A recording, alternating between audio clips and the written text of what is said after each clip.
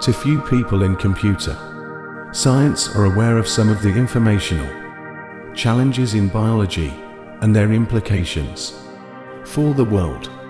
We can store an incredible amount of data very cheaply.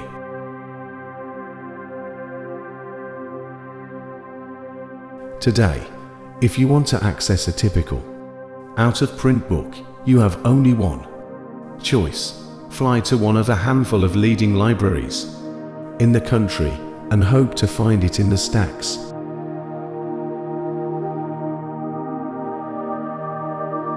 Before Google, I don't think people put much effort into the ordering of results. You might get a couple thousand results for a query. We saw that 1,000 results weren't necessarily as useful as 10 good ones.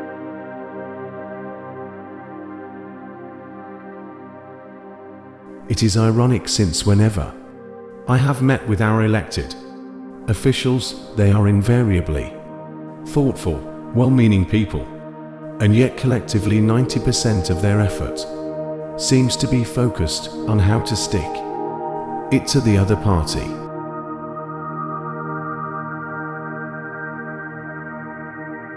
We deal with all varieties of information. Somebody's always upset no matter what we do. We have to make a decision, otherwise there's a never-ending debate.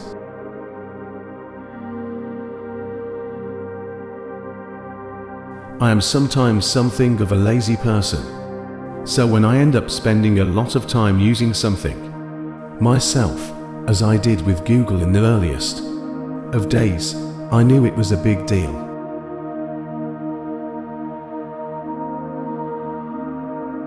I'd like to get to a state where people think that if you've Googled something, you've researched it and otherwise haven't, and that's it.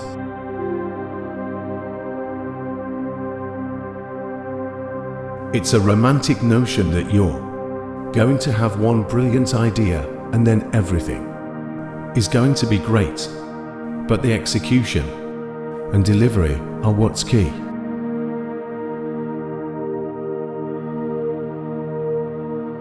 I feel there's an existential angst among young people. I didn't have that. They see enormous mountains, where I only saw one little hill to climb.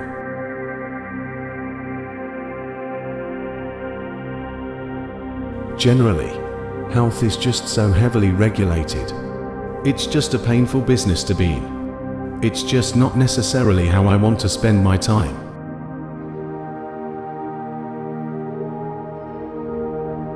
If you had all the world's information directly attached to your brain, or an artificial brain that was smarter than your brain, you'd be better off.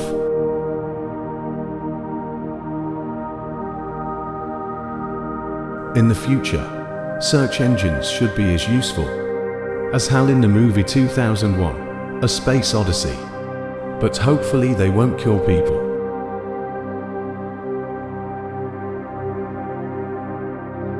We came up with the notion that not all web pages are created equal.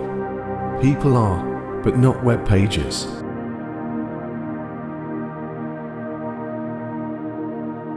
When it's still easy to get money, then you get a lot of noise mixed in with the real innovation and entrepreneurship. Tough times bring out the best parts of Silicon Valley.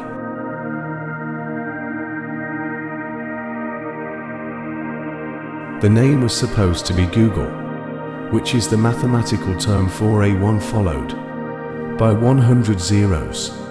It was before the Google spell checker existed.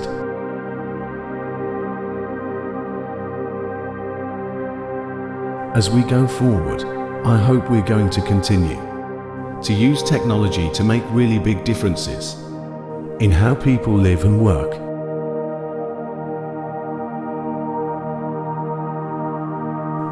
Technology is an inherent democratizer. Because of the evolution of hardware and software, you're able to scale up almost anything. It means that in our lifetime everyone may have tools of equal power.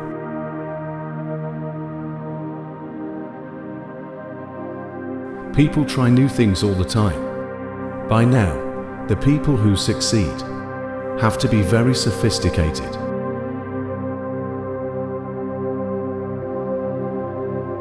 Google actually relies on our users to help with our marketing.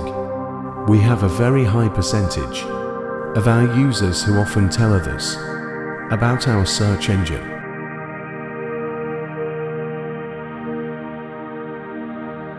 The kind of environment that we developed Google in, the reason that we were able to develop a search engine, is the web was so open. Once you get too many rules, that will stifle innovation.